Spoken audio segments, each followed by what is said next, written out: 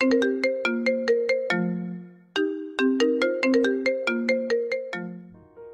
শোনো না গো, সকল রকমের পাঠ গল্প পেতে এক্ষুনি আপন ডায়েরি চ্যানেলটি সাবস্ক্রাইব করে পাশে থাকা বেল আইকনটি প্রেস করে দিও। আমার বয়স কত জানেন? 23। আপনার চেয়ে 3 বছরের বড় আমি। লজ্জা করলো না নিজের আপুর বয়সী একটা মেয়েকে বিয়ের প্রস্তাব দিতে? ছেলেটা নিজের দৃষ্টি আরো তুখর করলো, কণ্ঠে গম্ভীরতা এঁটে বলল, ভালোবাসি আপনাকে হৈমন্তিকা। ছেলেটার বেহায়াপনা দেখে খানিকটা বিরক্ত হলো হৈমন্তী। রেগে গেলে তার নাক কাঁপতে শুরু করে, এখনো কাঁপছে। ঝাঁঝালো গলায় সে আওড়ালো, আমার নাম হৈমন্তী, হৈমন্তিকা না। আপনাদের বিল্ডিং এ ভাড়া থাকি বলে ভাববেন না আপনাকে ভয় পাই আমি। আর একবার যদি আমাকে এসব ফালতু প্রস্তাব দেন তাহলে আপনার বাবা মাকে বলতে দেরি করব না আমি, মনে থাকে যেন। বলেই নিজের তীক্ষ্ণ চাহনি দ্বারা একবার দেখে নিল ছেলেটাকে, যেন চোখ দ্বারায় ভস্য করে দেবে তাকে। তারপর গট গট পায়ে চলে যেতে লাগলো বিল্ডিংয়ের ভেতর। পেছন থেকে তুষার তখন আবেগী স্বরে বলল, আপনাকে আমি আপু মানি না হৈমন্তিকা। আপনাকে ভালোবেসেও কোনো অপরাধ করিনি। আমি আপনাকে ভালোবাসবো, সেটা আপনি না চাইলেও। হৈমন্তী শুনেও শুনল না যেন। ছেলেটার মাথা গেছে একদম। নিজের চেয়ে 3 বছরের বড় মেয়েকে কিনা বলে ভালোবাসি। হৈমন্তী প্রথমে ভেবেছিল তুষার মজা করে করছে এসব, তবে না, দিনে দিনে এ উদ্ভট সব কাণ্ড বেড়েই চলছে। এই যেমন কালকের ঘটনাটাই ধরা যাক। হৈমন্তীকে একটা ছেলে প্রপোজ করেছে বলে ছেলেটাকে কি মারধরি না করেছে সে। হৈমন্তী এতদিন বাচ্চা ছেলে ভেবে কিছু বলেনি, কিন্তু এবার সে ভেবে নিয়েছে আবারও এমন কিছু হলে সে সত্যি সত্যি নালিশ দেবে তুষারের বাবার কাছে। বৃষ্টি বাড়ছে, সাথে কোনো ছাতা আনেনি হৈমন্তী। দোকানের ছাউনির নিচে আরেকটু ঠেসে দাঁড়ালো সে। আর কতক্ষণ যে এই বৃষ্টির মাঝে দাঁড়িয়ে থাকতে হবে কে জানে। আশেপাশে কোনো রিক্সাও দেখা মিলছে না। নতজানু হয়ে ক্লান্ত নিঃশ্বাস ফেললো হৈমন্তী। হঠাৎ পাশ থেকে চিরচেনা এক কণ্ঠ কানে এলো তার, এখনো দাঁড়িয়ে আছেন কেন হৈমন্তিকা, ছাতা আনেননি? হৈমন্তী চমকে তাকালো। নিজের পাশে তুষারকে দেখে চোখ বড় বড় করে প্রশ্ন ছুড়ল, আপনি এখানে আবার আমার পিছু নেওয়া শুরু করেছেন? তুষার মুচকি হেসে বলল, আপনার পিছু নেওয়ার প্রয়োজন পড়ে না হৈমন্তিকা। ভাগ্য নিজেই আমাকে আপনার কাছে টেনে আনে। এবার চলুন আপনাকে পৌঁছে দেই। আপনার কি ধারণা আমি আপনার সঙ্গে যাব? মরে গেলেও না। আপনার ইচ্ছা, পরে কিছু হলে তার দায় কিন্তু আমি নেব না। নির্লিপ্ত ভঙ্গিতে কথাটা বলে হাতের লাল ছাতাটা খুলে নিল তুষার। এরপর ধীর ও স্থির ভঙ্গিতে হেঁটে চলে যেতে লাগলো সামনের পথে। হৈমন্তী হাত ঘড়ির দিকে তাকালো। রাত 8:40। আর কিছুক্ষণ পরেই 9টা বেজে যাবে। এই রাস্তা তেমন সুবিধার না, তারপরেও রিক্সাও নেই আশেপাশে। বৃষ্টিও কমছে না। হৈমন্তীর কি যাওয়া উচিত তুষারের সঙ্গে? সে একবার তুষারের যাওয়ার পথে তাকিয়ে আবার উল্টো পথে তাকালো। নির্জন রাস্তাটি দেখে মুহূর্তে ভয় এঁটে বসলো হৈমন্তীর মস্তিষ্কে। কি ভেবে উঁচানো গলায় ডাকলো তুষারকে। 2-3 বার ডাকলো, তুষারও থামলো। মুখে বাঁকা হাসি ফুটিয়ে এগিয়ে এলো হৈমন্তীর দিকে। খানিক ঝুঁকে ফিচেল হেসে বলল, ভয় পাচ্ছেন হৈমন্তিকা? হৈমন্তী হক চকালো, থতমত গলায় বলল, আমি ভয় পাবো কেন? আমি তো ভেবেছি আপনি ভয় পাবেন একা একা যেতে, তাই বড় আপু হিসেবে আমার কর্তব্য আপনার সঙ্গে যাওয়া। আমি তো শুধু আমার কর্তব্যই পালন করেছি। বড় আপু কথাটা কর্ণকুহরে প্রবেশ করতেই চোখ মুখ শক্ত হয়ে গেল তুষারের। দৃষ্টি কঠিন হয়ে এলো। গম্ভীর স্বরে নিদারুণ অধিকার বোধ নিয়ে সে বলল, আপনি আমার আপু নন হৈমন্তিকা। হৈমন্তী রাগল না এবার, বরং বোঝানোর সুরে বলল, আমি আপনার আপুই তুষার, সেটা আপনি মানুন বা না মানুন। আর হ্যাঁ, আমাকে হৈমন্তী বলে ডাকবেন, হৈমন্তিকা না। তুষার কথা বাড়ালো না। ছাতার একপাশে চেপে গিয়ে জায়গা করে দিল হৈমন্তীকে। নিজের মনে বিড়বিড় করে উঠল, আপনি আমার কে হন সেটা সময় বলে দেবে হৈমন্তিকা। নির্জন মস্তিষ্ক, চারদিকে শুধু বৃষ্টির ধূপধাপ শব্দ শোনা যাচ্ছে। মাঝে মাঝে 2-1টা সিএনজি কিংবা রিক্সার হর্ন বাজিয়ে ব্যস্ত হয়ে ছুটে চলছে নিজ গন্তব্যে। সবকটা যাত্রীতে ভরপুর, থামানোর জো নেই। হৈমন্তী জড়সড় হয়ে হাঁটছে তুষারের সঙ্গে। ছাতা ছোট হয় বারংবার নিজের হাতে তুষারের হাতের স্পর্শ পাচ্ছে সে। স্বস্তি হচ্ছে খুব। হৈমন্তীর হাতটা বুকের সঙ্গে মিশিয়ে নিল। হাঁটার গতি আরো বাড়িয়ে ক্ষীণ স্বরে বলল, জলদি হাঁটুন তুষার, পথটা শেষই হচ্ছে না। হৈমন্তীর কণ্ঠে বিরক্তি যেন চুইয়ে চুইয়ে পড়ছে। অপরদিকে কাঁধ সহ পুরো এক পাশ ভীষণভাবে ভিজে গেছে তুষারের। তবুও আনন্দপূর্ণ মেজাজে সে আছে। গলা ছেড়ে এবার গান গেয়ে উঠল তুষার। এ পথ যদি না শেষ হয় তবে কেমন হতো তুমি বলো না। হৈমন্তী একবার আর চোখে তুষারের দিকে তাকালো, রাশভারী গড়ায় বলল, খুবই বাজে হতো। আপনার আর আমার প্রেম হতো। নাকচ করে তুষার। হৈমন্তী রেগে গেল। আপনাকে কিন্তু ধাক্কা দিয়ে ফেলে দেব তুষার। দিন, আমিও আপনার হাত টেনে ফেলে দেব। বিরক্তি মুখ দিয়ে চ শব্দটি বেরিয়ে এলো হৈমন্তী। বাকি পথটুকু তুষার নানান কথা বললেও সে টু শব্দটিও করল না। বিল্ডিংয়ের কাছাকাছি আসতেই হৈমন্তী ছোট্ট করে একটা ধন্যবাদ জানিয়ে চলে যেতে চাইল। তুষার হাত ধরে আটকালো। সঙ্গে সঙ্গে এক ঝটকায় হাত ছাড়িয়ে নিল হৈমন্তী। ঝাঁঝালো দৃষ্টিতে তাকাতেই নির্নিমেষ চেয়ে তুষার শুধু বলল, সরি। হৈমন্তী দাঁড়ালো না আর, ছুটে চলে গেল সেখান থেকে। দুপুরবেলা ছাদে টানানো রশি থেকে কাপড় নিচ্ছে হৈমন্তী। রোদের তেজি আলো সরাসরি চোখে মুখে পড়ছে তার। বিরক্তিতে কপাল কুঁচকে যাচ্ছে। কপাল নিতে নিতে আনমনেই ছাদের দরজার দিকে তাকালো সে। থমকে গেল। ছাদের দরজায় হেলান দিয়ে দাঁড়িয়ে আছে তুষার। প্রশস্ত বুকে দুহাত আড়াআড়িভাবে রাখা, ঘর্মাক্ত মুখখানা লাল হয়ে আছে। নির্নিমেষ দৃষ্টি তার দিকেই নিবদ্ধ। হৈমন্তী এক পলক সেদিকে তাকিয়েই চোখ আবার ফিরিয়ে নেয়। নিজের কাজে ব্যস্ত হয়ে পড়ে। তুষার এগিয়ে আসে হৈমন্তীর সামনাসামনি রেলিংয়ে ঠেস দিয়ে দাঁড়িয়ে প্রশ্ন করে, সকালে আসেননি কেন হৈমন্তিকা? আমি অপেক্ষা করছিলাম। হৈমন্তী ক্রুদ্ধ চোখে তাকানো মাত্র, জবাব দিল না। তুষার আবারও বলল, আপনাকে রাগলে ভীষণ সুন্দর লাগে হৈমন্তিকা, সেটা কি আপনি জানেন? বেয়াদবির একটা সীমা থাকে, আপনি সেটা পার করে যাচ্ছেন তুষার। কোন দিন না আমি আপনাকে থাপ্পড় মেরে দেই। রেগে গিয়ে কাঠ কাঠ গলায় বলল হৈমন্তী। জবাবে তুষার ঠোঁট ঝাঁকিয়ে হাসল। রশি দিয়ে একটা সাদা রঙের ওড়না নিয়ে হাতে পেঁচিয়ে নিল। অতঃপর বিস্তর গগনে চেয়ে আফসোসের সুরে বলল, আপনি আরো পরে জন্ম নেননি কেন হৈমন্তিকা? তাহলে আপনার এত বকা শুনতে হতো না আমার। আল্লাহ জানে বিয়ের পর আপনি কি করেন আমার সাথে। হৈমন্তীর চোখ রাঙিয়ে তাকালো, উঁচানো স্বরে বলল, ওড়না দিন। এটা আপনার ওড়না? হ্যাঁ। আচ্ছা নিন। বলেই হাতে থাকা ওড়না এগিয়ে দিল তুষার। হৈমন্তী দ্রুত নিয়ে নিল সেটা। দক্ষিণ দিক থেকে দমকা হাওয়া ভেসে আসছে। সেই হাওয়া এলোমেলো হয়ে যাচ্ছে হৈমন্তীর কোমর অবধি কালো কেশ। হৈমন্তী বারবার মাথার ওড়না ঠিক করছে। অস্বস্তি নিয়ে ঠোঁট কামড়ে এদিক ওদিক তাকাচ্ছে। তুষার মন্ত্রমুগ্ধের ন্যায় চেয়ে রইল হৈমন্তীর মুখ পানে। বুকে এক ধরনের চিনচিনে ব্যথা অনুভব করছে সে। ইচ্ছে করছে উন্মাদ প্রেমিকের মতো প্রেমিকার কপালে থাকা চুলগুলো কানে গুঁজে দিতে। তুষার নিজেকে সংযত রাখতে পারল না। হাতে গিয়ে আলতো করে ছুঁয়ে দিল হৈমন্তীর কপাল। কানে চুলগুলো গুঁজে দিতেই হঠাৎ নিজের গালে সূক্ষ্ম ব্যথার আভাস পেল সে। হৈমন্তী চর মেরেছে তাকে। তুষার বিস্ময় নিয়ে তাকালো। গালে হাত বুলিয়ে মন খারাপ করে বলল, এত জোরে মারলেন হৈমন্তিকা? ব্যথা পেলাম তো। তুষারের অভিব্যক্তি দেখে রেগে গেল হৈমন্তী। অবিশ্বাস্য গলায় বলল, আপনার কি একটু লজ্জা করে না তুষার? এতটা নির্লজ্জ কেন আপনি? তুষার জবাব না দিয়ে হাসতে লাগলো। হৈমন্তী সারা শরীরে কেউ আগুন লাগিয়ে দিল যেন। এই ছেলেটাকে কখনো বাচ্চা ছেলে ভেবেছিল সে। এই ছেলেকে, এ তো আস্ত অসভ্য, পাগল, যা তা। হৈমন্তী আর ধারালো না।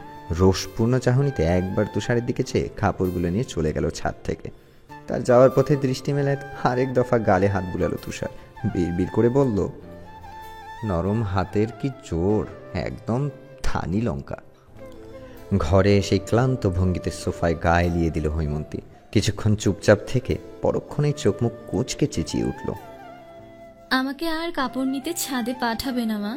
এই পিচ্চি সারা দিন ঘরে বসে থাকে, একে কাপড় আনতে বলতে পারো না? শুনে তেঁতে উঠল হেমন্ত। কণ্ঠে এক রাশ প্রতিবাদী ভাব এঁটে বলল, মোটেও না, আমি অনেক কাজ করি। হৈমন্তীর চোখ ছোট ছোট করে জিজ্ঞেস করল, কি এমন কাজ করিস? হেমন্ত বেশ গর্ব করে বলল, কেন, আজকে সকালে তো নিজের বিছানা গুছিয়েছি না। এতটুকুই? এতটুকু বলছো কেন? বিছানা গোছানো তোমার কাছে কম লাগে? তাহলে আমি কি করি? আমার মতো কাজ করলে তো তোকে খুঁজেই পাওয়া যাবে না। একটু থেমে আবারও বলল, কালকে থেকে তুই যাবি ছাদে কাপড় আনতে। বেশি বাড়াবাড়ি করলে মায়ের একটাও মাটিতে পড়বে না, বলে দিলাম। হেমন্ত ভেঙচি কাটল। আপন মনে কি যেন বিড়বিড় করতে করতে মোবাইল নিয়ে চলে গেল রুমে। হৈমন্তীর মা রাবেয়া আসলেন একটু পরেই। হাতে থাকা একটা টিফিন বক্স টেবিলে রেখে বললেন, বাড়িওয়ালিরা কয়েকদিন আগে পায়েস দিয়েছিল বুঝলি, এখন খালি বাক্স তো আর দেওয়া যায় না। আমি আজকে অল্প বিরিয়ানি বানিয়েছিলাম, ভাবলাম এই ফাঁকে ওদেরকে বাক্সটাও দিয়ে দেওয়া যাবে। তুই একটু ওদেরকে বাক্সটা দিয়ে আয় না মা। হৈমন্তী অসন্তুষ্ট হয়ে তাকালো, এক রাশ বিরক্তি নিয়ে বলল, আমি কেন? পিচ্ছিকে বলো। রাবেয়া আদুরে গলায় বললেন, ওকে বলেছিলাম, ও যায়নি বলেই তো তোকে বলছি। যা না মা, তুই না আমার লক্ষ্মীটি। হৈমন্তীর তখন ইচ্ছে করছিল হৈমন্তীর চুল সব ছিঁড়ে ফেলতে। একটা কাজ বললে করে না ছেলেটা, তার মাও কম কিসের। হৈমন্তীকে ছাড়া যেন ওনার চলেই না, সব কাজে কি হৈমন্তীকেই লাগবে। হৈমন্তী ছোট্ট একটা নিঃশ্বাস ফেলল, বক্স হাতে দাঁড়ালো বাড়িওয়ালার বাসায় যাওয়ার উদ্দেশ্যে। অনেকটা অলস পায়ে সিঁড়ি বেয়ে নিচে নামছিল হৈমন্তী। কোথেকে তুষার এসে পথ রোধ করলো তার, কাছাকাছি এসে বলল, কোথাও যাচ্ছিলেন হৈমন্তিকা? হৈমন্তী কোনরূপ ভনিতা ছাড়াই বলল, আপনার বাসায় যাচ্ছিলাম, এই নিন বক্স, মা বিরিয়ানি পাঠিয়েছে আপনাদের জন্য। বিরিয়ানি আপনি বানিয়েছেন হৈমন্তিকা? বলতে বলতে বক্স হাতে নিল তুষার। হৈমন্তী সে কথায় উত্তর না দিয়ে বরং খানিক কঠিন গলায় বলল, আপনাকে কতবার বলেছি আমাকে হৈমন্তিকা না ডাকতে? এখন থেকে হৈমন্তী। হৈমন্তিকা কিছুই ডাকবেন না, আমাকে আপু বলে ডাকবেন। তুষার শীতল চোখে তাকালো, তখন স্বাভাবিক স্বরে আওড়ালো, কখনো শুনেছেন নিজের হবু বউকে আপু ডাকতে? আমি তো আপনাকে হৈমন্তিকাই ডাকবো। একদিন দেখবেন এই আমার থেকেই হৈমন্তিকা ডাকটা শোনার জন্য ব্যাকুল হয়ে উঠেছেন আপনি। আমি কিন্তু তখন আপনার ব্যাকুলতা বাড়াবো না হৈমন্তিকা, ভয়ঙ্করভাবে বুকে আঁকলে রাখবো। তুষারের চিন্তায় ঘুম আসছে না হৈমন্তীর। ছেলেটার পাগলামি দিন দিন বাড়ছেই। এমত অবস্থায় হৈমন্তীর কি করা উচিত? চড় থাপ্পড় অপমান কিছুই তো বাকি রাখিনি সে। তবে হ্যাঁ, তুষারের বাবাকে নালিশ দিলে কিছু একটা হতে পারে হয়তো, কিন্তু হৈমন্তীর মন সায় দেয় না এতে। তুষারের জন্য অদ্ভুত একটা মায়া হয় তার। মতিভ্রষ্ট হয়ে কিভাবে মরিচিকার পিছু ছোটে ছেলেটা। তুষার যা চায় তাকে আদৌ সম্ভব? হৈমন্তী দীর্ঘশ্বাস ফেলল। ঘুম আর আসবে না তার, মাথা ভীষণ ব্যথা করছে। এখন একটু কড়া চা খেলে মন্দ হয় না। যেই ভাবা সেই কাজ, রান্নাঘরে গিয়ে চা বানিয়ে আনলো সে। মুক্ত বাতাসের মাঝে বারান্দায় গিয়ে দাঁড়ালো। বিল্ডিংটা 5 তলা। হৈমন্তীর পরিবারের 2 তলায় থাকে তারা, তুষাররা থাকে 3 তলা। হৈমন্তীর বারান্দার সঙ্গে তুষারের রুমের বারান্দার উপর নিচ লাগানো। হৈমন্তী যখন চা খাচ্ছিল তখন হঠাৎ উপর থেকে তার চায়ের কাপে ছোট্ট একটা পাথর টুপ করে এসে পড়ল। ফলস্বরূপ কাপে থাকা কিছুটা চা ছিটকে পড়ল তার হাতে। সূক্ষ্ম ব্যথায় অল্প চেঁচিয়ে উঠল হৈমন্তী। দ্রুত কাপটি টেবিলে রেখে ফু দিতে লাগলো হাতে। তখন আবারও একটা ছোট্ট পাথর এসে পড়লো তার বারান্দার মেঝেতে। তবে এবারের পাথরটা ভিন্ন। পাথরের গায়ে মোড়ানো রয়েছে একটা সবুজ রঙের কাগজ। হৈমন্তী এগিয়ে গেল সেই দিকে। কাগজটা নিয়ে খুলতেই চমৎকার হাতের লেখা ভেসে উঠল তার সামনে। দুঃখিত হৈমন্তিকা, আমি ইচ্ছে করে ফেলিনি পাথরটা। আপনি কি ব্যথা পেয়েছেন? লেখাটা পরে ভরকে গেল হৈমন্তী। উপরে উকিয়ে দিতেই দেখতে পেল তুষারকে। তার মতো করে সেও বারান্দায় রেলিং ঘেঁষে দাঁড়িয়ে আছে। ভরকানো গলায় ক্ষীণ স্বরে হৈমন্তী বলে উঠল, আপনি এখানে কি করছেন? আর এগুলো কি ধরনের বেয়াদবি? কাপে পাথর ফেলেছেন কেন? আমি তো সরি বলেছি হৈমন্তিকা, চাইলে অ্যান্টিসেপটিকল দিতে পারি, রুমে আছে, দিব? লাগবে না আপনার অ্যান্টিসেপটিক। কালকে না আপনার ক্লাস আছে? এত রাতে না ঘুমিয়ে এখানে কি করছেন? একই প্রশ্ন তো আমিও করতে পারি। আপনি এত রাতে না ঘুমিয়ে বারান্দায় দাঁড়িয়ে আছেন কেন হৈমন্তিকা? হৈমন্তীর কপালে সূক্ষ্ম ভাঁজ পড়ল, কণ্ঠে তেজ এনে বলল, আমার যা ইচ্ছে আমি তাই করব। আপনাকে কৈফিয়ত দিতে হবে কেন? যান, রুমে গিয়ে ঘুমান। উপাস থেকে একরকমই উত্তর, যাব না। রাগে হৈমন্তীর নাক কাঁপতে শুরু করলো। ছেলেটা এত ঘাটতেরা! তুষারের সঙ্গে কথা বলার ইচ্ছেই মিয়ে গেল তার। টেবিল থেকে কাপ উঠিয়ে ক্ষীণ কণ্ঠস্বর ছুঁয়ে দিল। আপনি থাকুন, আমিই চলে যাচ্ছি। তুষার রেলিং গলিয়ে খানিকটা ঝুঁকলো। হৈমন্তীর যাওয়ার দিকে স্থির দৃষ্টি মেলে ম্লান হাসলো মাত্র। পরের দিন ছিল রবিবার। অনার্স সেকেন্ড ইয়ারের ক্লাস হতে এখনো 1 ঘন্টা বাকি। হৈমন্তী আজ একটু তাড়াতাড়ি চলে এসেছে ভার্সিটি। সাথে রয়েছে তার প্রিয় বান্ধবী পারু। তারা দুজন মিলে ক্যান্টিনে বসেছিল। স্যান্ডউইচ খেতে খেতে পারু বেশ আহ্লাদি স্বরে বলল, তোকে যে ছেলেটা পছন্দ করে কি যেন না? হৈমন্তী আগ্রহহীন ভানে জবাব দিল, তুষার। ও হ্যাঁ, তুষার। ছেলেটা কি এখনো তোর পেছনে ঘোরে? হ্যাঁ। কিছু বলিস নাই? কালকে চর মেরেছিলাম ডান গালে। শুনে চোখ বড় বড় করে তাকালো পারু। কণ্ঠে এক রাশ বিস্ময় ঢেলে বলল, কি ডিরেক্ট চর মেরে দিলি? এত সুন্দর একটা পোলারে চর মারতে তোর বুক কাঁপলো না হৈমন্তী? তুই এতটা পাষাণ? আমি হইলে তো কবেই হ্যাঁ বলে দিতাম। ছেলেটার কপালটাই আসলে খারাপ যে তোর মতো একটা দজ্জাল মহিলাকে পছন্দ করছে। হৈমন্তীর চোখ মুখ কুচকে তাকালো। বিরক্ত হয়ে থমক দিয়ে উঠল, তুই আমার বন্ধু নাকি ওর? ওর এত গুনগান গাইছিস কেন? এই বিষয়ে আর একটা কথাও বলবি না পারু। ওর নাম যেন তোর মুখে আর না শুনি। পারু স্যান্ডউইচে কামড় দিয়ে ঠোঁট উল্টে বলল, এভাবে বলছিস কেন? চুপ থাক। পারু সত্যি সত্যি চুপ হয়ে গেল এবার। আর একটা কথাও বলল না। কিছু সময় অতিবাহিত হওয়ার পরেই হৈমন্তী জিজ্ঞেস করলো, কয়টা বাজে পারু? 9:40। তোমাদের ক্লাস তো একটু পরেই, তাই না? পারু কিছু বলবে ঠিক তার আগেই পিছন থেকে পুরুষালী কণ্ঠে কেউ বলে উঠল কথাটা। হৈমন্তী ঘাড় ঘুরিয়ে তাকালো। অচেনা একটা ছেলে দাঁড়িয়ে আছে তাদের একটু দূরেই। সে এগিয়ে আসলো এবার। অনুমতি ছাড়াই হৈমন্তীর পাশের চেয়ারে বসে পড়ল। এক হাত এগিয়ে হৈমন্তীর উদ্দেশ্যে বলল, আমি ইভান, তোমার 1 বছরের সিনিয়র। কেমন আছো? আকস্মিক এমন ঘটনায় বিব্রত বোধ করল হৈমন্তী। হাত না মিলিয়েই ম্লান হেসে বলল, জি ভালো আছি। আমি আসলে আপনাকে ঠিক চিনলাম না। আপনি কি আমাকে চেনেন? হাত না মেলানোয় খানিকটা অপমান বোধ করলো ইভান। তবে মুখে তা প্রকাশ করলো না। হাত গুটিয়ে স্বাভাবিকভাবে হেসেই বলল, জুনিয়রদের সব খবর থাকে আমার কাছে। তুমি আমাকে চেনো না, রাইট? সমস্যা নেই, কিছুদিন যাক, চিনে যাবে। কথাটা কেমন যেন লাগলো হৈমন্তীর। পছন্দ হলো না। তবুও ভদ্রতা রক্ষার্থে ক্ষীণ হাসল সে। ইভানের একটা বন্ধু তাকে ডাকতেই সে বিদায় জানিয়ে চলে গেল। হৈমন্তী হাঁফ ছেড়ে বাঁচল যেন। সুদীর্ঘ শ্বাস ফেলে পাশে তাকাতেই ভয়ে মাথা পিছিয়ে নিল। তার পাশে বসে তীক্ষ্ণ দৃষ্টিতে তাকিয়ে আছে তুষার। তাকিয়ে আছে তো তাকিয়েই আছে, চোখের পলক ফেলছে না একদম। হৈমন্তী বুকে হাত রেখে বড় বড় নিঃশ্বাস নিল। হুট করে তুষারকে দেখে প্রচণ্ড ভয় পেয়ে গিয়েছিল সে। একটু শান্ত হতেই রাগী গলায় বলল, সমস্যা কি আপনার? এমন ভূতের মতো চলাফেরা করেন কেন? সে কথার জবাব দিল না তুষার। উল্টো গম্ভীর কণ্ঠে প্রশ্ন করল, ছেলেটা কে? মানে? একটু আগের ছেলেটাকে। আপনাকে কেন বলবো? টেবিল থেকে পানির বোতল নিল তুষার।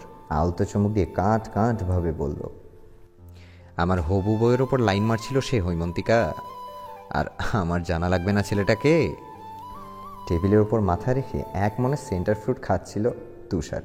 তার দৃষ্টি কোথায় যে ঠেকছে ঠিক বুঝতে পারছে না হৈমন্তী। সতর্ক চাহনিতে পর্যবেক্ষণ করে নিছে তুষারকে। তাকে দেখলে মনে হয় না সে হৈমন্তীর চেয়ে ছোট, বরং উচ্চতায় ও শারীরিক গঠনে বরাবরই তুষার হৈমন্তীর ঊর্ধ্বে। গায়ের রংটাও তার চেয়ে উজ্জ্বল। প্রশস্ত বুক, পেটানো শরীর, 2 বাহু ফুলে ফেঁপে আছে। চেহারা এক আলাদাই মায়ার ফলন। আঁখি জোড়ার মণি একটু বেশি বাদামি নয়? হ্যাঁ, অন্যদের থেকে একটু বেশি বাদামি তুষারের চোখের মণি। জিভ দিয়ে ঠোঁট ভিজিয়ে নিল হৈমন্তী। তুষারের প্রতি আর একটু মনোযোগী হতেই তুষার দৈবত কথায় ভড়কে গেল সে। এভাবে লুকিয়ে লুকিয়ে দেখছেন কেন হৈমন্তিকা? আমি তো আপনারই ভালোভাবে দেখুন। হৈমন্তী হকচকালো, দ্রুত চোখ নামিয়ে নিল। খানিক লজ্জাও পেল। এভাবে তাকানো উচিত হয়নি তার। তাকানোরই বা কী প্রয়োজন ছিল? নিজের ওপর প্রচণ্ড রাগ হলো হৈমন্তীর। হাত ঘড়ির দিকে তাকিয়ে দেখল ঘড়ির কাঁটা 9:55 এসে ঠেকছে। একটু পরেই ক্লাস শুরু হবে। চেয়ার থেকে ব্যাগ নিয়ে উঠে দাঁড়ালো সে। গম্ভীর সুরে বলল, মরিচিকার পেছনে না ছুটে পড়াশোনায় মন দিন তুষার। আপনার না এখন ক্লাস চলছে, ক্লাস বাদ দিয়ে এদিক সেদিক ঘোরাঘুরি করছেন কেন? জবাবে বিস্তর হাসলো তুষার। হাইসি ভঙ্গিতে বসে দুহাত উঁচিয়ে আড়মোড়া ভাঙল। তারপর পেটে হাত রেখে মন খারাপ করে বলল, আমার ভীষণ ক্ষুধা লেগেছে হৈমন্তিকা, কিছু কিনে দিন তো খাবো। হৈমন্তী চোখ ছোট ছোট করে চেয়ে রইল কিছুক্ষণ। পরক্ষণেই পারুকে ইশারায় উঠতে বলে ক্যান্টিনে কর্মরত ছোট্ট ছেলেটাকে ডেকে উঠল। মিন্টু, তোর এই ভাই যা চাই তাকে দে, আমি ক্লাস শেষে টাকা দিয়ে দেব। মিন্টু অন্যান্য টেবিল মুছছিল তখন। হৈমন্তীর কথা শুনে উপর নিচ মাথা নাড়ল শুধু। তুষার উদাসীন গলায় বলল, আমি যা চাই তা একটা বাচ্চা ছেলে দিতে পারবে না হৈমন্তিকা। মানে? বিহব্বল কণ্ঠে প্রশ্ন ছুড়ল হৈমন্তী। তুষার আগের মতো করেই বলল, আমি তো আপনাকে চাই হৈমন্তিকা, খুব করে চাই। ও কি আমার হৈমন্তিকাকে আমাকে দিতে পারবে? হৈমন্তী ফোঁস করে একটা দীর্ঘশ্বাস ছাড়ল। এই ছেলের সাথে কথা বলাই বেকার, কি সব উদ্ভট কথাবার্তা বলে। হৈমন্তীর ইচ্ছে করে তুষারের কান আচ্ছা মতো মলে দিতে। নিজের ইচ্ছাটাকে সংযত রাখলো সে। আর চোখে একবার তুষারকে দেখে পারুকে নিয়ে চলে যেতে লাগলো সেখান থেকে। পেছন থেকে তুষার উঁচানো গলায় বলে উঠল, আমার উত্তরটা এখনো দেননি হৈমন্তিকা। হৈমন্তী দাঁড়ালো, তবে পেছনে ফিরল না। তুষার প্রশ্ন করল, ছেলেটা কে হৈমন্তিকা? তখনকার মতো এবারও প্রত্যুত্তরে কিছুই বলল না হৈমন্তী।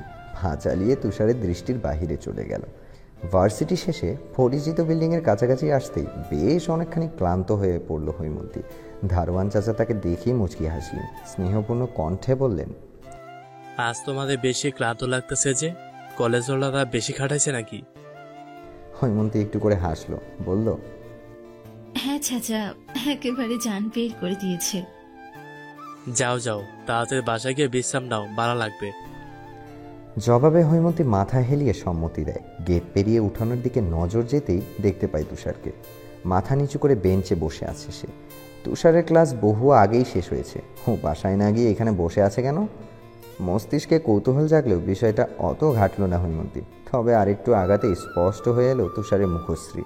তার কপালের ডান পাশটা রক্ত শোভিত হয়ে আছে, হাতে আঙ্গুলেও রক্তের খানিক অস্তিত্ব বিরাজমান। হৈমন্তী আঁতকে উঠল। দ্রুত পদে তুষারের কাছে গিয়ে দাঁড়ালো, কাপা স্বরে ডাকলো, তুষার। সে ধীর স্থির ভঙ্গিতে তাকালো, দৃষ্টি অত্যাধিক স্বাভাবিক ও শীতল। হৈমন্তীর কাছে ভালো ঠেকল না সেই চাহনি। ভেতরটা দারুণভাবে কেঁপে উঠল। তুষার তখন মিহি স্বরে জবাব দিল, আপনার এই অবস্থা কিভাবে? জানি না। কলেজের সাদা শার্ট বুকের দিকটায় রক্তে লেগে আছে। কপাল বেয়ে রক্তের বিন্দুকণা ঘড়িয়ে পড়তে ব্যস্ত হয়ে পড়ল হৈমন্তী। তুষারের পাশে বসল। ব্যাগ থেকে কি যেন বের করতে করতে কাঁপা কণ্ঠে তেজের অস্তিত্ব ঢেলে বলল, ডাক্তার দেখাননি কেন এখনো? এখানে এভাবে বসিয়ে আছেন কেন? তুষার জবাব দিল না। নিমেষ চেয়ে রইল হৈমন্তীর ব্যথাতুর আঁখি জোড়ার পানে। হৈমন্তী সেদিকে খেয়াল নেই। ব্যাগ থেকে ব্যান্ডেজ বের করে কোনোভাবে লাগিয়ে দিল তুষারের ক্ষতস্থানে। হাতের ক্ষতগুলোর জন্য ব্যান্ডেজ বের করতে গিয়ে জানতে পারল তার কাছে আর ব্যান্ডেজই নেই। বিরক্তসূচক নিঃশ্বাস ফেলল হৈমন্তী। তুষারের দিকে তাকিয়ে রাগী গলায় জিজ্ঞেস করল, ডাক্তার না দেখিয়ে এখানে বসেছিলেন কেন? আপনার জন্য। তুষারের সাদামাটা উত্তর। হৈমন্তীর রাগ আরও বাড়ল। তুষারের হাতে ক্ষত চেপে দিল সে। তুষার প্রথমে ব্যথায় কুঁকিয়ে উঠলেও পরক্ষণেই শব্দে হাসতে লাগলো। বাম গালের সূক্ষ্ম টোলটা বেরিয়ে এলো তখন। হালতো হাতে হৈমন্তীর নাক ছুঁয়ে দিয়ে মোলায়েম স্বরে তুষার আওড়ালো, সর্বদা নাকের ডগায় রাগ নিয়ে ঘোরেন কেন হৈমন্তিকা? ভালোবাসতে পারেন না? একবার ভালোবেসে দেখুন, উজাড় করে দিব সব।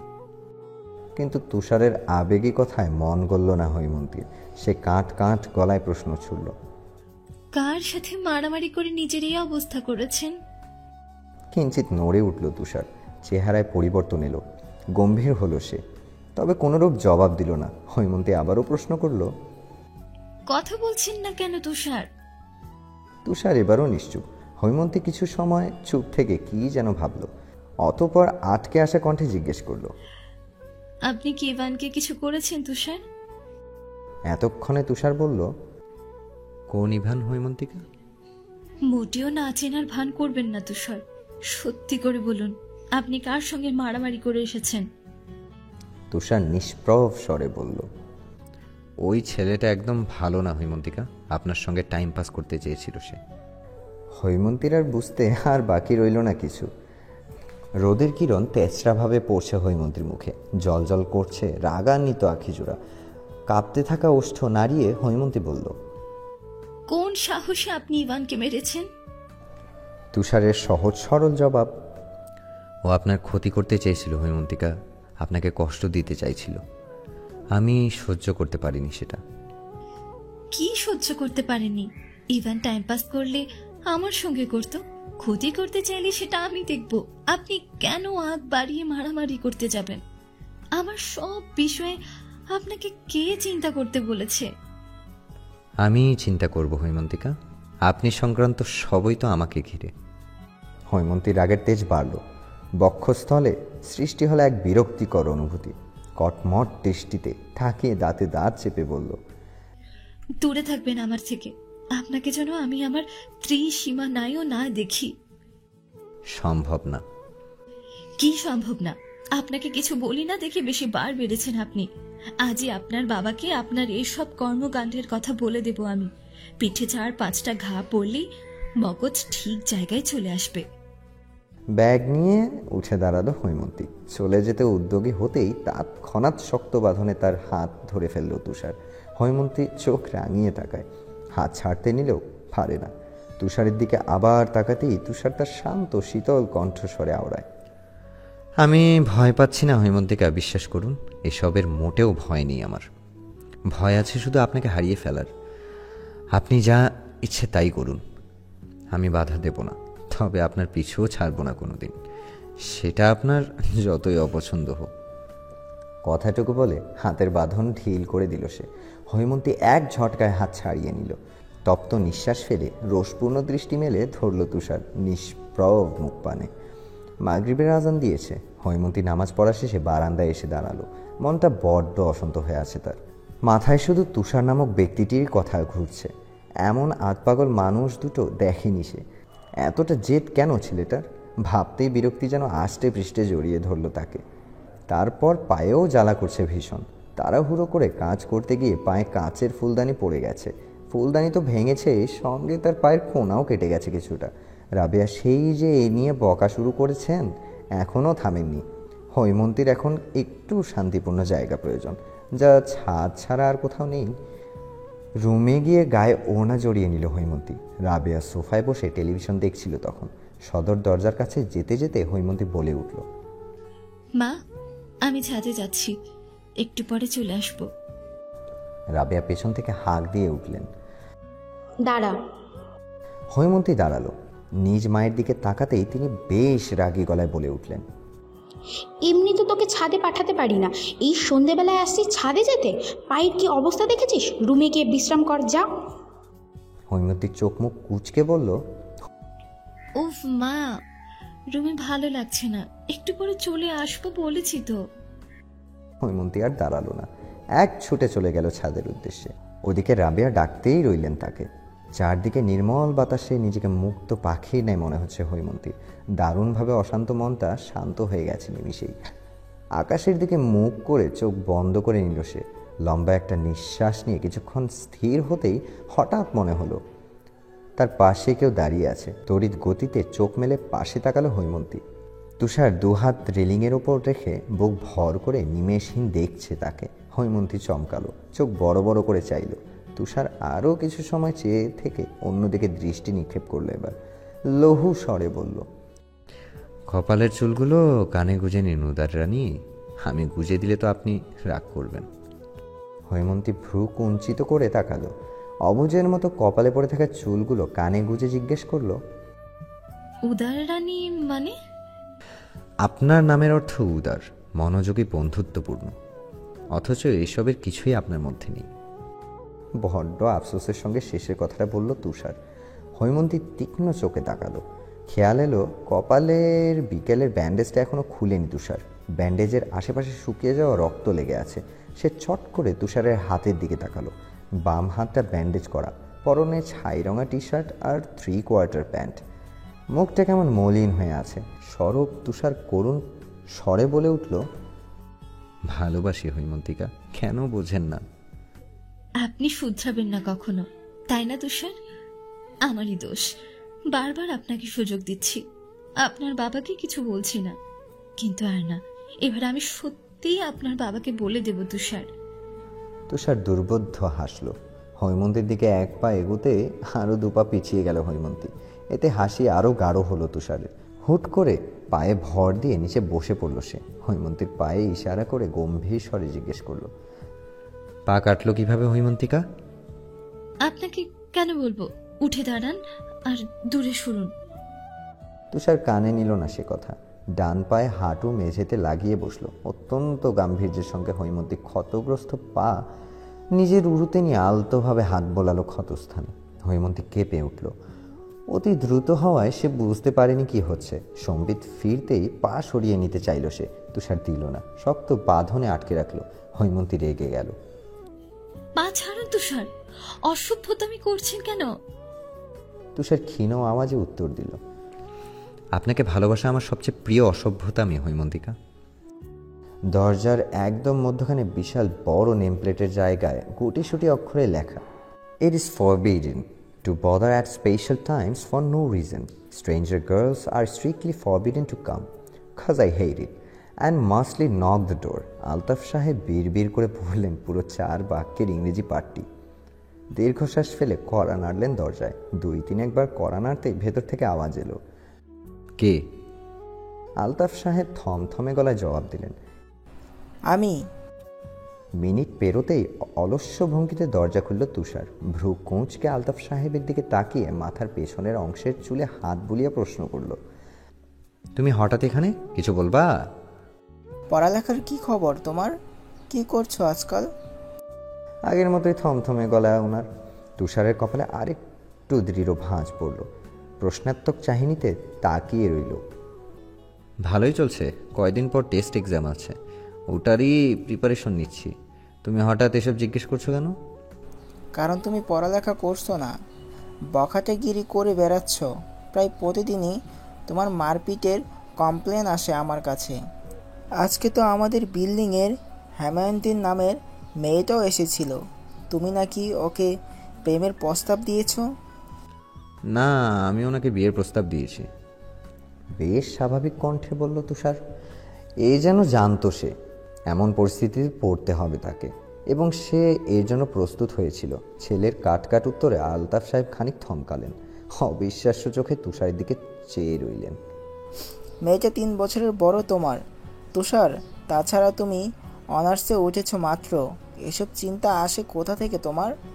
আদরে আহ্লাদে পাগল হয়ে গেছো নাকি? তুষার কণ্ঠস্বর আরও শীতল করল, একদম না, আমি সুস্থ মস্তিষ্কেই আছি, আর হৈমন্তিকাকেই বিয়ে করতে চাই। আলতাফ সাহেব ধমক দিয়ে উঠলেন, নিজের চেয়েও 3 বছরের বড় মেয়েকে বিয়ে করতে চাও সুস্থ মস্তিষ্কে বলো তুমি? আমি তোমাকে ওয়ার্নিং দিচ্ছি তুষার, ওই মেয়ের থেকে দূরে থাকবে। আবার যদি তোমার নামে এমন বাজে কমপ্লেন আসে তো আমার চেয়েও খারাপ কেউ হবে না। চেঁচামেচি শুনে তুষারের মা হেনা চলে এলেন সেখানে। আফতাব সাহেবকে জিজ্ঞেস করলেন, কি হয়েছে? ছেলেকে এভাবে বকছো কেন? শুনে যেন আরও তেতে উঠলেন তিনি।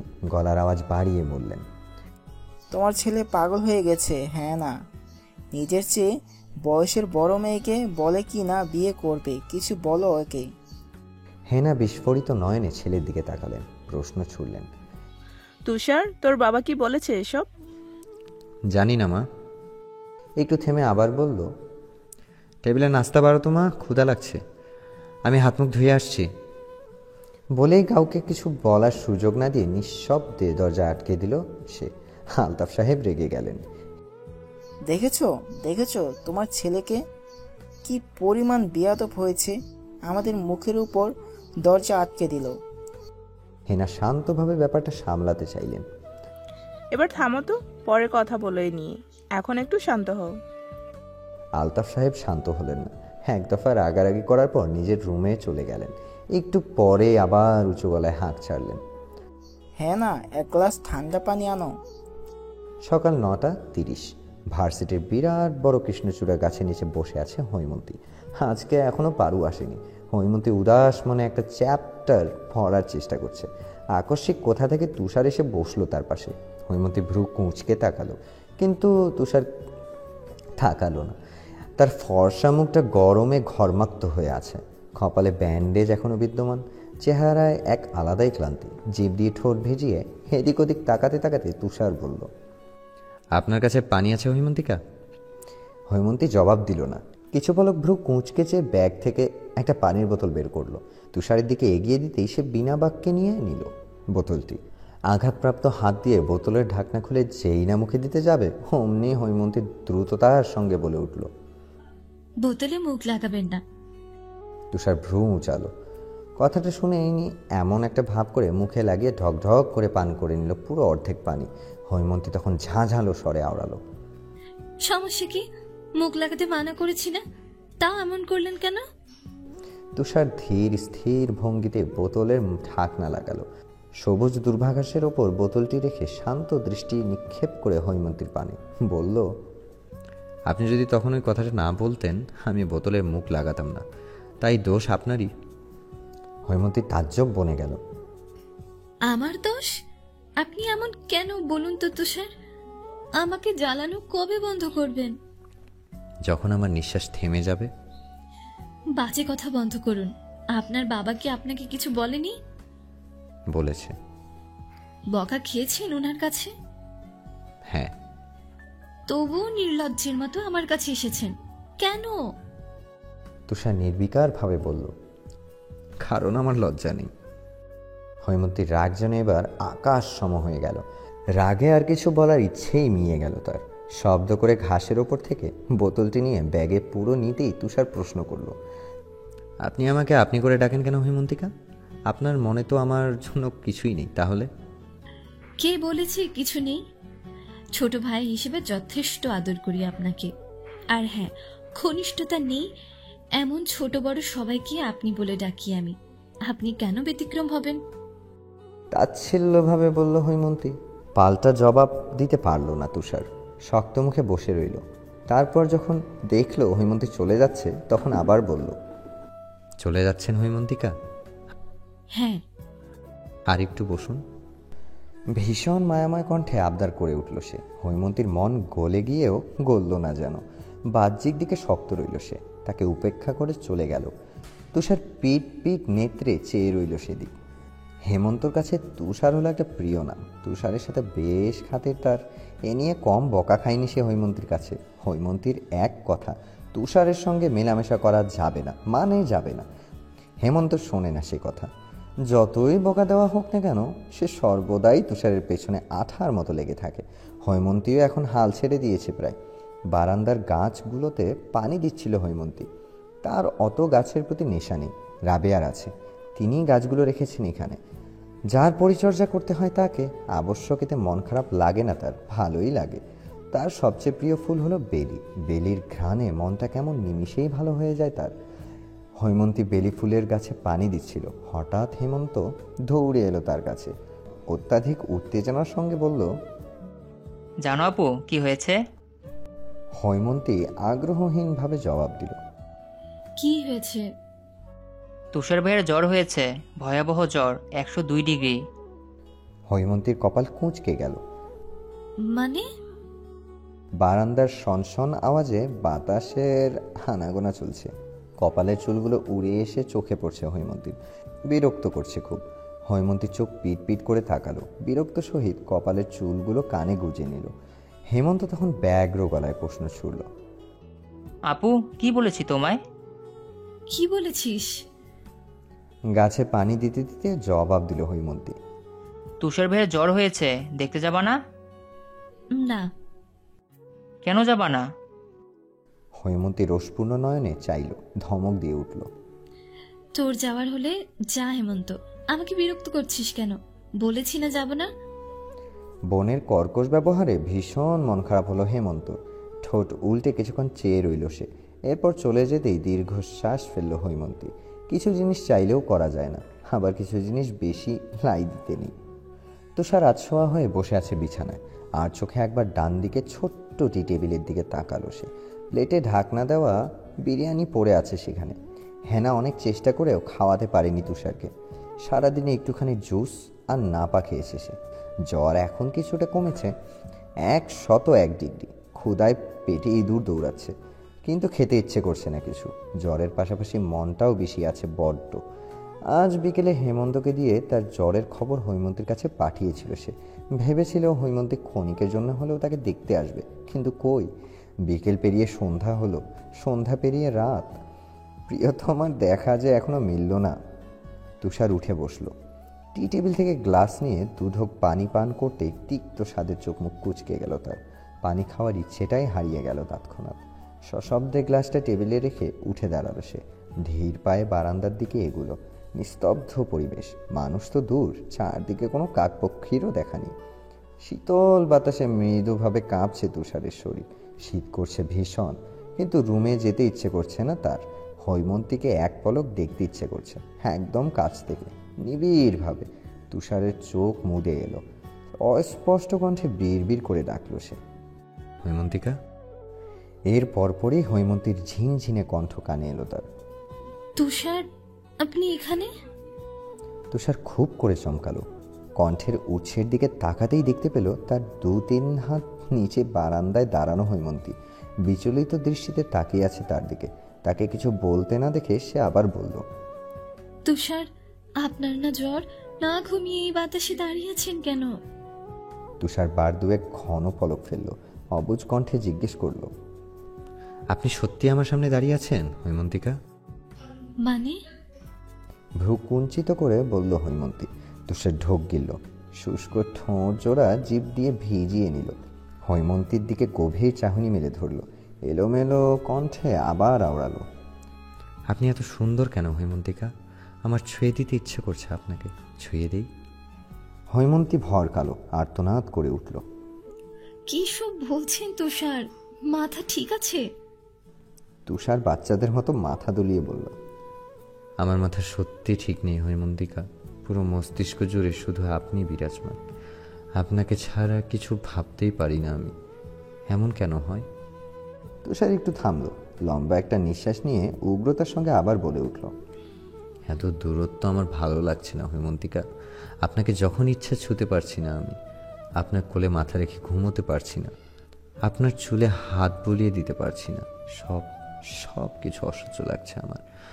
আমরা আমরা আমরা কালকেই বিয়ে করে ফেলবো হৈমন্তিকা। আপনি বিয়ে করতে না চাইলে তুলে গিয়ে নিয়ে বিয়ে করব। হৈমন্তী বিস্ফোরিত নয়নে চেয়ে আছে। তুষারের ফ্যাকাশে মুখশ্রী দেখে তার যেন মায়া হচ্ছে, তেমনি তুষারের উদ্ভট কথাবার্তায় আশ্চর্য হচ্ছে খুব। তার বুঝতে বাকি রইল না তুষার জ্বরের ঘোরে এমন করছে। তুষার, আপনি অসুস্থ, রুমে গিয়ে রেস্ট নিন। না, আমি তোমাকে ছুবো। এক মুহূর্তের জন্য বিমূঢ়তায় বাঁ খাড়া হয়ে গেল হৈমন্তী। তুষার এই প্রথম তুমি বলে ডেকেছে তাকে। ডাকটা প্রচণ্ড মিষ্টি লাগলো তার। খানিক জড়তা কিংবা অস্বস্তিতে আড়ষ্ট হয়ে গেল সে। মিয়ে যাওয়া কণ্ঠকে কঠিন করে বলল, বাজে কথা বাদ দিয়ে রুমে যান তুষার। যাব না। হৈমন্তী আরও বেশ কয়েকবার বলার পরও তুষার শুনল না। হৈমন্তী খেয়াল করলো তুষারের শরীর আগের চেয়েও বেশি কাঁপছে এখন। তীর তীর করছে ওষ্ঠজোড়া। হৈমন্তী ছোট্ট নিঃশ্বাস ফেলল, অনুরোধের সুরে বলল, আপনি ঠান্ডায় কাঁপছেন তুষার, প্লিজ রুমে যান, নতুবা আরো বেশি অসুস্থ হয়ে পড়বেন। একা একা রুমে ভালো লাগছে না আমার হৈমন্তিকা, আপনিও আসুন। শুনে হৈমন্তীর নেত্রজোড়া কোটর থেকে বেরিয়ে আসতে চাইল যেন। তীব্র ঝংকার তুলে ধমক দিয়ে উঠল সে, তুষার। দুর্বোধ্য হাসল তুষার, ঠোঁটটা খানিক বাঁকিয়ে। হৈমন্তী রেগে চলে যেতে নিলে দ্রুততার সঙ্গে বলে উঠল, আমি সকাল থেকে কিচ্ছু খাইনি হৈমন্তিকা। হৈমন্তী না চাইতেও দাঁড়ালো। একবার নিজের রুমে উকি দিয়ে দেখল বিছানা অর্ধেক জায়গা দখল করে নিয়ে ঘুমিয়ে আছে হেমন্ত। একটু পরপরই নাক ডাকছে। সে চোখ ফিরিয়ে নিল, একটু নরম হয়ে বলল, কেন খাননি? ভালো লাগে না, তিতা তিতা লাগে। এক পলক তুষারের দিকে তাকালো হৈমন্তী। তুষারের মাদক মেশানো চাহনির সঙ্গে চোখাচোখি হতেই নতজানু হয়ে গেল। আবার তুষারের জন্য তার মায়া হচ্ছে নাকি অন্য কিছু হচ্ছে ঠিক বুঝতে পারল না। কোনো মতে মিনমিনিয়ে বলল, খেয়ে ঘুমিয়ে পড়ুন তুষার, এখানে দাঁড়িয়ে থাকবেন না। বলে খানিকটা পালিয়েই চলে গেল সে। আর একবারও ফিরে তাকালো না তুষারের পানে। বিকেলের আগমন ঘটেছে কিছুক্ষণ। ভার্সিটি শেষে মাত্রই বিল্ডিংয়ের কাছে এসেছে হৈমন্তী। রিক্সা থেকে নেমে টাকা দিতে গিয়ে দেখলো তার পার্সে শুধু 500 টাকার একটা নোট আছে। রিক্সা চালকের কাছে ভাঙতি নেই, ওদিকে দারোয়ান চাচার কাছেও নেই। বহু খুঁজে ব্যাগের এক কোণে শত ভাঁজ পড়া এক পুরনো 20 টাকার নোট পেল সে, কিন্তু মাঝখানে একটুখানি ফাঁকা। রিক্সা চালক নিবে না সেই টাকা। হৈমন্তী অনুরোধ করে বলল, আমার কাছে আর টাকা নেই মামা, এটাই নিন না প্লিজ। রিক্সা চালক আগের মতোই নাকচ করে উঠল।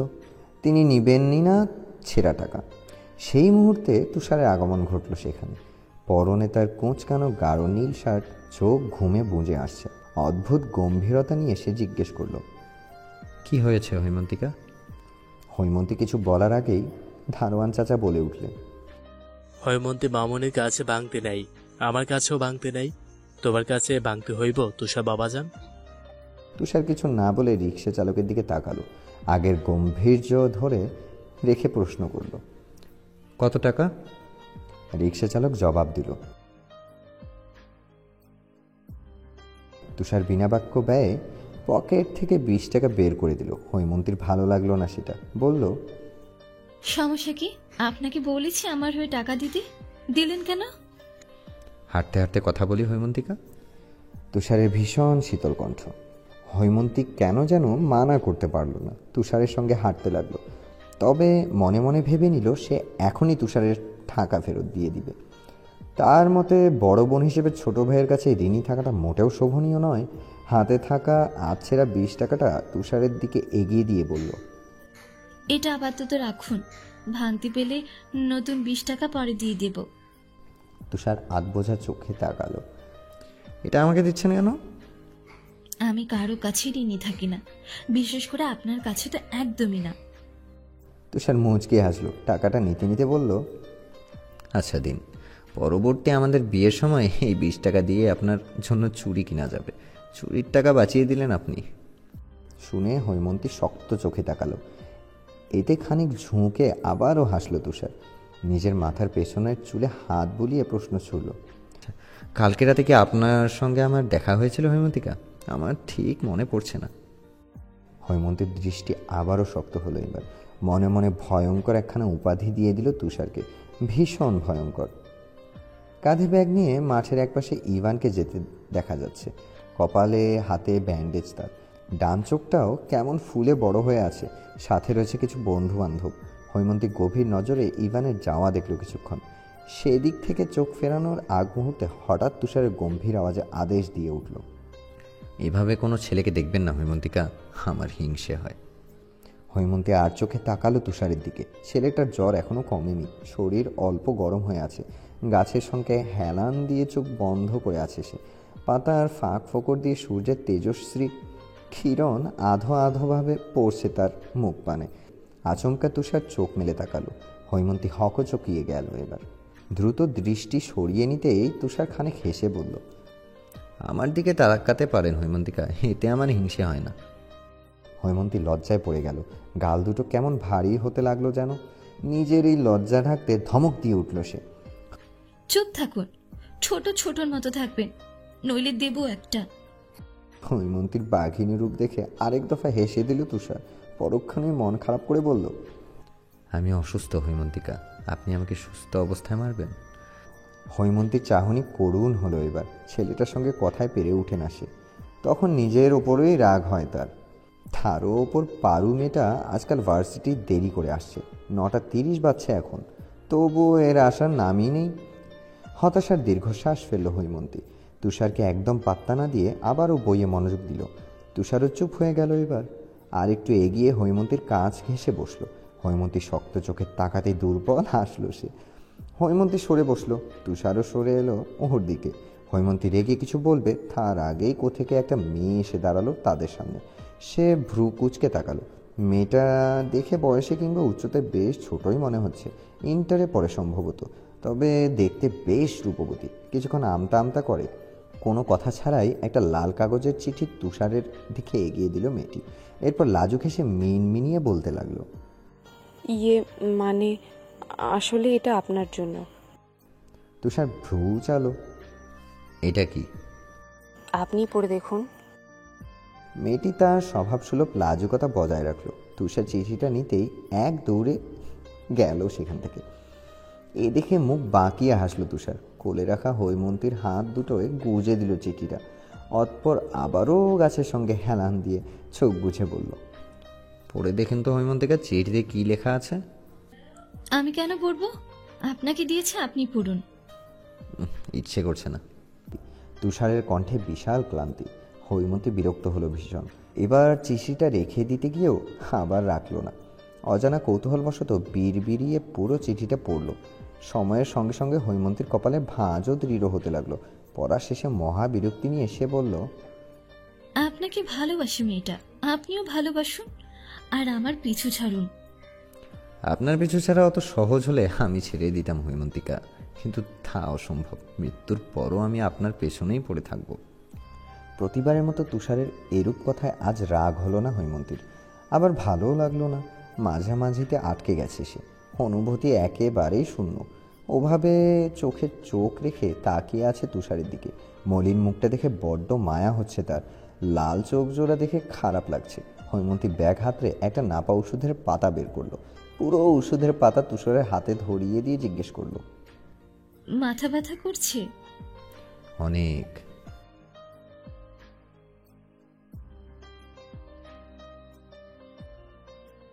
তুষার মাথা দুলালো।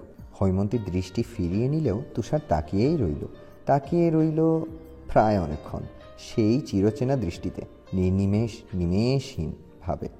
খানেক অস্বস্তি হতে লাগলো হৈমন্তী। তেজি গলায় বলল, অন্যদিকে তাকান তুষার, নয়তো আপনার এই বেহায়াপনার জন্য আবারও চড় খাবেন আমার হাতে। আপনি যে দিন দিন পুরুষ নির্যাতনে লিপ্ত হচ্ছেন তা কি জানেন হৈমন্তিকা? বিস্ফোরিত নয়নে চাইল হৈমন্তী। বিমূঢ় হয়ে চেঁচিয়ে উঠল, কি? কিছু না। হাসতে হাসতে জবাব দিল তুষার। কি ভেবে সে আবারও বলল, একটু আগের মেয়েটা সুন্দর তাই না হৈমন্তিকা? ভাবছি মেয়েটাকে আমার প্রেমিকা বানাবো, আর আপনাকে বউ। দারুণ হবে না? হৈমন্তী জবাব দিল না। ক্রুব্ধ দৃষ্টিতে তাকিয়ে রইল মাত্র। সেই দৃষ্টি অদৃশ্যভাবে পুড়িয়ে ভস্ম করে দিচ্ছে তুষারকে। ভার্সিটি থেকে ফেরার পর বেশ ক্লান্ত হয়ে পড়ল তুষার। সকালে জ্বর অল্প কমলেও এখন যেন সেটা দ্বিগুণ বেড়ে গেছে। সোফায় ক্লান্ত শরীরটা এলিয়ে দিল তুষার। উঁচু গলায় হেনাকে ডাকলো, মা পানি আনো। রান্নাঘর থেকে হেনার কণ্ঠস্বর শোনা গেল, আনছি। তুষারের সামনে সোফায় বসে বসে পত্রিকা পড়ছিলেন আফতাব সাহেব। ছেলের দিকে তাকিয়ে পত্রিকার কাগজ রেখে দিলেন টেবিলে। গম্ভীর স্বরে প্রশ্ন ছুড়লেন, তোমার না জ্বর? এই জ্বর নিয়ে ভার্সিটিতে গিয়েছো কেন? কিছু নেটের প্রয়োজন ছিল। সহজ উত্তর দিয়ে সোফার সঙ্গে আরও এলিয়ে বসল তুষার। ততক্ষণে হেনাও এসে গেছেন। আফতাব সাহেব আবারও বললেন, তোমাকে আমি হৈমন্তী না কি যেন ওই মেয়েটার থেকে দূরে থাকতে বলেছিলাম, কথাটা মনে আছে তোমার? তুষার হেনার থেকে পানির গ্লাসটা নিল। এক চুমুকে পুরোটা পানি পান করে গ্লাসটা সশব্দে রেখে দিল টেবিলে। অতঃপর বলল, মনে আছে। মেয়েটার পিছু ছেড়েছো তুমি? নির্ভয় এবং স্বাভাবিক কণ্ঠে তুষার ছোট্ট জবাব, না। সঙ্গে সঙ্গে তেতে উঠলেন আফতাব সাহেব। ঝাঁঝালো গলায় চেঁচিয়ে উঠলেন, না মানে? তাহলে আমার কথা মনে রেখে কি লাভ? তুমি কি আমার মান সম্মান ক্ষণের ফন্দি করছো তুষার? নিজের চেয়েও ছোট মেয়ে ভালোবাসতে আমি কিছু বলতাম না, কিন্তু নিজের চেয়েও বড় মেয়ে, সমাজ কি বলবে তার কোনো চিন্তা নেই তোমার? সমাজ বাদ দাও, আমার তো ভাবতেই জঘন্য লাগছে। তুষার কোনোরূপ জবাব দিল না। শান্ত ভঙ্গিতে সোফায় বসে রইল। ভাবল টেবিল থেকে রিমোট নিয়ে টেলিভিশন চালু করলে কি বাবা একটু বেশিই রেগে যাবেন তার উপর। পরক্ষণে ভাবল, না থাক, রুমে গিয়ে টেলিভিশন দেখা যাবে। চেঁচানোতে হেনা ধীরুক্তি করে উঠলেন, ছেলেটাকে অত বকো না তো, ওর কি দোষ? তুমি এই বিষয়ে একদম কথা বলবে না। হ্যাঁ না, তোমার লাইফে ছেলেটা এমন বিগড়ে গেছে। স্বামীর ধমকে হেনা চুপসে গেলেন। তুষার ব্যাগ নিয়ে উঠে দাঁড়ালো। এবার সিঁড়ি বেয়ে উপরে উঠতে উঠতে বলল, মা রাতে খিচুড়ি খাবো গরু ভুনা দিয়ে। এখন একটু বিরিয়ানি দাও তো। ছেলের এহেন অভিব্যক্তি দেখে আফতাব সাহেব রেগে তাকালেন স্ত্রীর দিকে। মনে মনে ভেবে নিলেন তাকে কি করতে হবে। কোনো এক মাসের কোনো এক শুক্রবার, নিকষ কৃষ্ণ, আধার ডিঙিয়ে ভোরের আলো ফুটতে শুরু করেছে মাত্র। সদূর পাখির কিচিরমিচির শব্দ শোনা যাচ্ছে। ফজরের নামাজ আদায় করে বিছানায় গা এলিয়ে দেয় হৈমন্তী। কিন্তু কিছুতেই ঘুম আসছে না তার। রাবেয়া কিছু সংখ্যক গাছ ছাদেও লাগিয়েছেন। হৈমন্তী প্রতিদিন ভোর সকালে গিয়ে গাছে পানি দিয়ে আসতো। ছাদের পূর্ব দিক দাঁড়িয়ে মুগ্ধ হয়ে দেখত পৃথিবীতে সূর্যের আগমন। কিন্তু তুষারের ঝালায় 3-4 দিন ধরে যাচ্ছে না সে। হৈমন্তীর সঙ্গে সঙ্গে তুষারও প্রতিদিন ভোরবেলা হাজির হয়ে যেত ছাদে হৈমন্তীকে বিরক্ত করতে। তবে আজ ছাদে যেতে বড্ড ইচ্ছে করছে হৈমন্তীর। সেভাবে এতদিন না আসায় তুষারও হয়তো আজ আসবে না। একা একা ছাদে সময় কাটানো যাবে। বাহিরে তখন শীতল বাতাসের সমাগম, হালকা শীত আবহাওয়া। হৈমন্তী ওড়না রেখে ভারী একটা চাদর জড়িয়ে নিল দেহে। চোর ডাকাতের মতো ভীরু পায়ে ফ্ল্যাট থেকে বেরিয়ে সিঁড়ি বেয়ে ছাদে উঠল। ছাদের এক পাশ বসার জন্য 2-3টে বেঞ্চি রাখা, এর উপর পাশেই গাছগাছালির টব। হৈমন্তী ধীর স্থিরভাবে গাছে পানি দিতে লাগলো। কিছুক্ষণ পর দক্ষিণা বাতাস ছুঁয়ে দিচ্ছে তাকে। ভালো লাগছে তার, ভীষণ ভালো লাগছে। হঠাৎ অনুভূত হলো পেছনে কেউ দাঁড়িয়ে আছে, যার ঘন ঘন নিঃশ্বাসের শব্দ স্পষ্ট শুনতে পাচ্ছে হৈমন্তী। ঘাড়ে নিঃশ্বাসের অস্তিত্ব অনুভব করছে। অজানা ব্যক্তিটি এবার পুরুষালী কণ্ঠে ফিস ফিসিয়ে উঠল, এসেছেন হৈমন্তিকা। হৈমন্তী চমকালো খুব। পেছনে ঘুরতেই তুষারের বিস্তর বুকের সঙ্গে নাকে বাড়ি খেল। নাকে আলতো হাত বুলিয়ে 2 কদম পিছিয়ে এলো সে। জোরালো গলায় প্রশ্ন করল, আপনি এখানে? আমি তো প্রতিদিনই আসি হৈমন্তিকা, আপনি লুকিয়ে বেড়ান। হৈমন্তী কি বলবে ভেবে পেল না। তুষার এখনো তার অনেকটা কাছে। হৈমন্তীর অস্বস্তি হচ্ছে। অস্বস্তি ভরা কণ্ঠে সে বলল, দূরে সরে দাঁড়ান তুষার। তুষার বিনা বাক্যে সরে দাঁড়ালো। ঠোঁটে তার সূক্ষ্ম হাসি। হৈমন্তী সুদীর্ঘ নিঃশ্বাস ফেলল। নিজেকে স্বাভাবিক রাখার চেষ্টা করল। জ্বর কমেছে আপনার? নিজেই দেখুন বলে খানিক ঝুঁকল তুষার। মুখ এগিয়ে হৈমন্তীর সামনাসামনি ধরল। হৈমন্তী চোখ বড় বড় করে তাকালো। তুষারের নেত্রজোড়ায় দুষ্টুমি ভরপুর। কপালের ব্যান্ডেজ খুলে ফেলায় ক্ষতস্থানে লম্বাটে একটা আঁচড় দৃশ্যমান। ঠোঁট অল্প শুষ্ক। তার চাহনি আরও গভীর হতেই দ্রুত চোখ সরিয়ে নিল হৈমন্তী। কেন যেন প্রচণ্ড রাগ হলো তার। তুষারের বক্ষে হালকা জোরে প্রয়োগে ধাক্কা মারল সে। তুষার পিছিয়ে গেল। স্বাভাবিকভাবেই তাকালো হৈমন্তীর দিকে। সে তখন পা চালিয়ে ছাদ থেকে চলে যাওয়ার উপক্রম করছে। তুষার পেছন থেকে ভীষণ শীতল ও নিষ্প্রভ কণ্ঠে জিজ্ঞেস করল, আপনি কি চান তাকে আপনি জানেন হৈমন্তিকা? হৈমন্তী থমকালো, দাঁড়ালো কিছু সেকেন্ড। এরপর আগের ন্যায় ব্যস্ত পায়ে চলে গেল ছাদ থেকে। দুপুর থেকেই বিল্ডিংয়ের আশেপাশে প্রচণ্ড কোলাহলের শব্দ শোনা যাচ্ছে। তীব্র শব্দে দুপুরে ঘুমাতেই পারেনি হৈমন্তী। এবার সে বেজায় বিরক্ত। ছুটির দিনে যদি একটু ঘুমাতেই না পারে তাহলে সেই ছুটি দিয়ে লাভ কি? তিক্ত মনে বিছানা ঝাড়ছিল হৈমন্তী। সে সময় রুমে হেমন্তর আগমন। বেশ ব্যস্ত দেখাচ্ছে তাকে। এসেই ড্রয়ার থেকে কিছু একটা নিয়ে আবার চলে যেতে নিতেই হৈমন্তী জিজ্ঞেস করে উঠল, এই দাঁড়া হেমন্ত, কই যাচ্ছিস? উফ, কাজ আছে, এখন ডাকিও না তো, পরে এসে বলবো। বিরক্ত সহিত বলল হেমন্ত। হৈমন্তী এগিয়ে এসে তার কান মোলে ধরল। চোখ রাঙিয়ে ধমক দিয়ে উঠল, তুই এখন বলবি, তোর ঘাড়ও এখন বলবে। এখন জলদি বল, এত ব্যস্ততা কিসের তোর? কান মোলে ধরতে চেঁচিয়ে উঠল হেমন্ত। আরে ছাড়ো, ব্যথা পাচ্ছি তো। উফ, ছাড়ো না। হৈমন্তী ছাড়ল না, তবে হাতের বাঁধন খানিক ঢিলে করে দিল। তুই বলবি নাকি এবার গালি মারবো? বলছি তো, এমন করো কেন? তুষার ভাইয়ের সাথে কাজ করছি আমি। কি কাজ? আর বাইরে এত শব্দ কিসের? তুষার ভাইয়ের সব কাজিন আজকে আসছে, তাই রাতে ছোটখাটো একটা পিকনিক হবে, ওটার জন্যই শব্দ। এবার ছাড়ো। হৈমন্তী কান ছেড়ে দিল। হেমন্ত যাওয়ার আগে তাকে আবারও ধমক দিয়ে বলল, শব্দ কম কর তোরা, রুমে থাকা যাচ্ছে না। হেমন্ত তখন অস্পষ্ট কণ্ঠে বিড়বিড় করে বলতে লাগলো, সারাদিন শুধু ধমক আর ধমক। এটা আপু নাকি জল্লাদ? তুষার ভাইয়া যে কি দেখে আপুর প্রেমে পড়লো। পশ্চিম দিকে হেলে পড়েছে সূর্য। প্রকৃতি ঘন অন্ধকারে নেমে আসতে চাইছে, কিন্তু সফল হতে পারছে না। কৃত্রিম আলোয় এখনও আলোকিত চারপাশ। বিল্ডিংয়ের উঠোনে অসংখ্য মানুষ জড়ো হয়ে আছে। তুষারের বয়সী কিছু ছেলে মেয়ে মাটির উনুনে মুরগির মাংস রোস্ট করছে। তুষার তদারকি করছে সব। হৈমন্তী বারান্দা দিয়ে এক পলক দেখছিল ওদের, এরপর আর যায়নি সেদিকে। এখন সন্ধ্যা 7:12। টেবিলে বসে পড়ছিল হৈমন্তী, তবে বাহিরের প্রবল শব্দে সুষ্ঠুভাবে মনোযোগ দিতে পারছিল না পড়ায়। বারবার অন্যমনস্ক হয়ে পড়ছিল। তবুও টেবিলে ঠাঁট হয়ে বসে আছে সে। রাবেয়া অনেকবার সবার সঙ্গে উঠোনে যাওয়ার জন্য তাগদা দিয়েছেন তাকে। সে যাবে না বলে মন স্থির করে আছে। বাধ্য হয়ে রুমে এসে হাজির হলেন রাবেয়া। রোষপূর্ণ স্বরে বললেন, তোকে আমি কয়টা ডাক দিয়েছি হৈমন্তী? ওখানে গেলে কি এমন হবে? সবাই যাচ্ছে, তুই কেন যাবি না? পড়া আছে আমার। পড়তে হবে না আজকে। ভালো একটা জামা পরে উঠোনে চলে যা। ওরা ওখানে কত মজা করছে, তুই গাধার মতো রুমে পড়ে থাকবি কেন? এখানে গাধার কি সম্পর্ক মা? চোখ মুখ কুঁচকে বলল হৈমন্তী। কথাটা বেশ গায়ে লেগেছে তার। রাবেয়া কিছু বলবেন তার আগেই ড্রয়িং রুম থেকে হৈমন্তীর বাবা আশরাফ সাহেব হাঁক ছেড়ে উঠলেন। হৈমন্তী মা, কথা বাড়াস না। হেমন্ত অনেকবার ডেকে গেছে তোকে। তৈরি হয়ে চলে যা মা, সবার ভালো লাগবে। আশরাফ সাহেবের কথা ফেলতে পারল না হৈমন্তী। না চাওয়া সত্ত্বেও তৈরি হয়ে নিল যাওয়ার জন্য। সাদামাটা একটা সবুজ রঙের জামা পরেছে হৈমন্তী।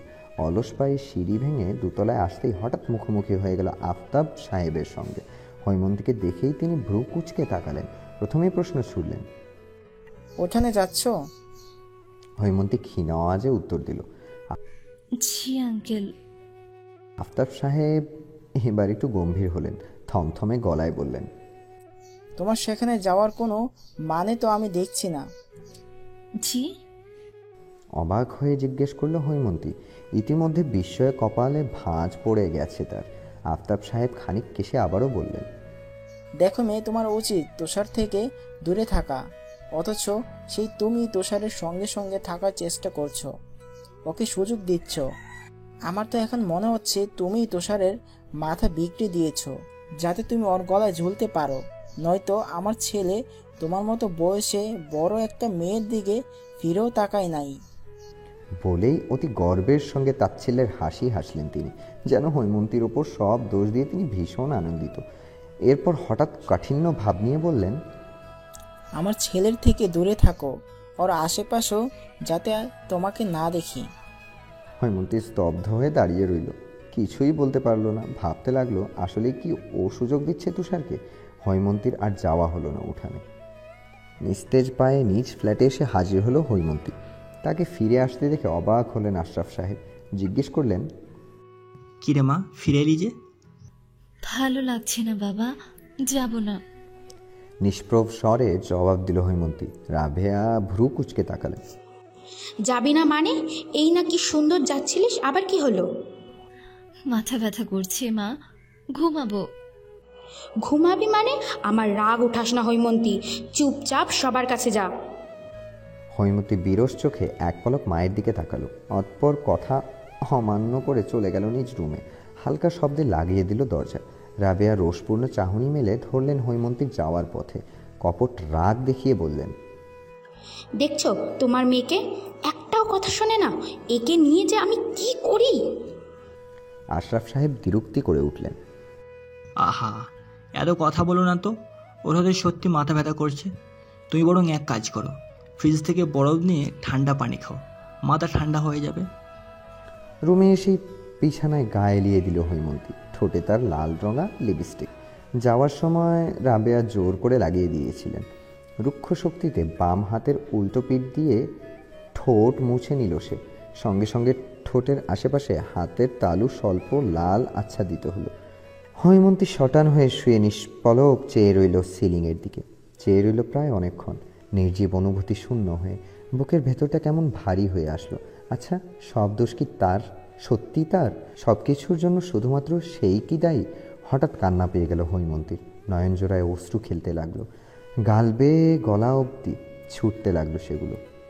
তখন শীতের মাস, চারদিক কুয়াশায় আচ্ছন্ন। হৈমন্তীর স্পষ্ট মনে আছে তারিখটি, 12ই ডিসেম্বর।